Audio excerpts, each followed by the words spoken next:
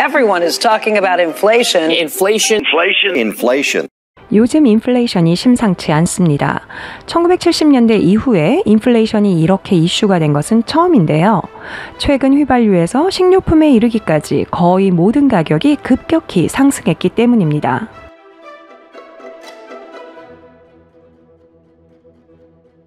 이 그래프는 소비자 물가지수를 나타내는데요. 전년도 혹은 그 이전과 비교한 소비재 및 서비스 가격의 평균 변화를 측정하는 지표입니다. 한마디로 말하면 인플레이션의 차트인 거죠. 2021년 5월에는 미국의 물가가 5% 급등하여 13년 만에 가장 높은 연간 인플레이션에 도달했습니다. 경제학자들은 약 2% 정도의 인플레이션이 바람직하다고 말하는데요. 최근의 급등 이전에 지난 15년 동안은 이 수준이 유지되어 왔습니다. 하지만 최근의 급등세는 미국이 1970년대에 겪은 인플레이션의 폭등으로 되돌아갈지 모른다는 두려움을 갖게 하는데요. 그렇다면 우리는 60, 70년대의 악성 인플레이션으로 돌아가고 있는 걸까요? 아니면 연준이 주장하는 것처럼 일시적인 것일까요? This is an extraordinarily unusual time.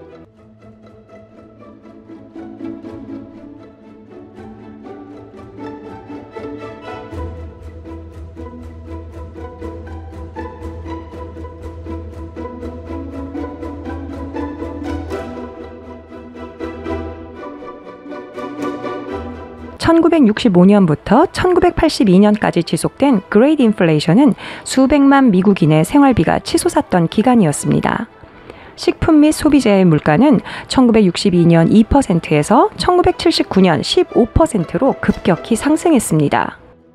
같은 기간 동안 실업률도 꾸준히 증가하여 결국 10%를 넘었는데요. 물가 상승과 실업 증가가 동시에 발생하는 경제 불황 상태인 스태그플레이션이 이 시기에 특징적으로 나타났습니다.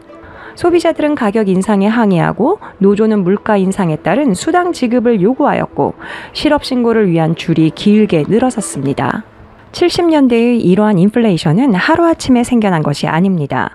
수년에 걸쳐 시작되었고 정부의 여러 정책 실수로 인해 시작되었습니다. 그레이트 인플레이션은 1960년대 정부 지출에 뿌리를 두고 있는데요. 암살당한 케네디 대통령의 뒤를 이은 민주당 출신의 존슨 대통령은 베트남 전쟁을 확대시켰고 국내에서는 그레이 소사이어티 소셜 프로그램스라는 의료, 교육 등에 대한 사회 보장 제도를 시작했습니다. 이에 따라 막대한 재정 지출이 이루어졌고 소비자 물가가 오르기 시작했습니다. 이후 베트남전의 실패로 존슨 대통령의 지지도는 떨어졌고 차기 대선에서 공화당 출신의 닉슨 대통령이 당선되었습니다. 국내외 경제 상황이 악화되자 닉슨 대통령은 1971년 달러와 금의 교환 정지, 즉 근본위제 폐지를 발표하였습니다. 그리고 경제에 더 많은 돈을 투입하고 금리를 낮게 유지하도록 연준을 압박했습니다. 연준은 수년 동안 인플레이션을 방치했습니다.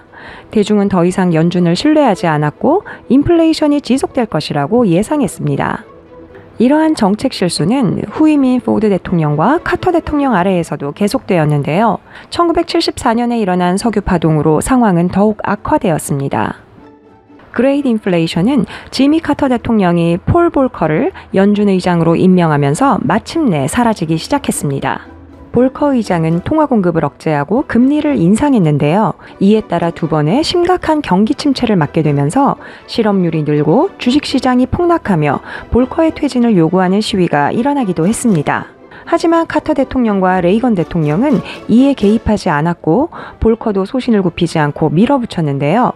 결과적으로 인플레이션을 통제하기 위해서 필요한 조치였음이 밝혀졌습니다.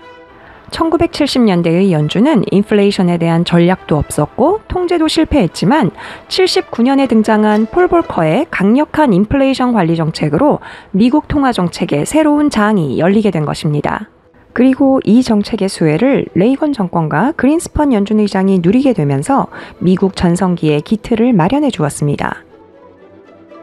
2021년 미국의 인플레이션 상황은 1960년대 후반과 비슷한데요. 원인은 다르지만 연준이 통화 공급을 늘리고 정부의 지출이 증가한 상황은 같습니다. What we're seeing now, we believe, is inflation in particular categories of goods and services that are being directly affected by this unique historical event that none of us has lived through before, called reopening the economy after closing it. 오늘날의 연준은 70년대의 연준보다 훨씬 더 많은 정보와 그간 쌓아온 경험을 바탕으로 진화하였고 현재의 상황에 대한 대응에 자신감을 보이고 있습니다. 2008년 금융위기를 헬리콥터 머니로 극복한 연준의 벤 버냉키는 금융계에서 영웅처럼 평가받는데요. 그렇다면 2007년 연준은 어떤 시그널을 대중에게 보냈을까요? What is the worst case scenario? So we have so many economists coming on our air and saying, oh, this is a bubble and it's going to burst and this is going to be a real issue for the economy. Some say it could even cause a recession at some point. What is the worst case scenario if, in fact, we were to see prices come down substantially across the country? Well, I guess I don't buy your premise. It's a pretty unlikely possibility. We've never had a decline in house prices on a nationwide basis. Our assessment is that there's not much indication at this point that subprime mortgage issues have spread into the broader mortgage market, which still seems to be healthy, and the lending side of that still seems to be healthy.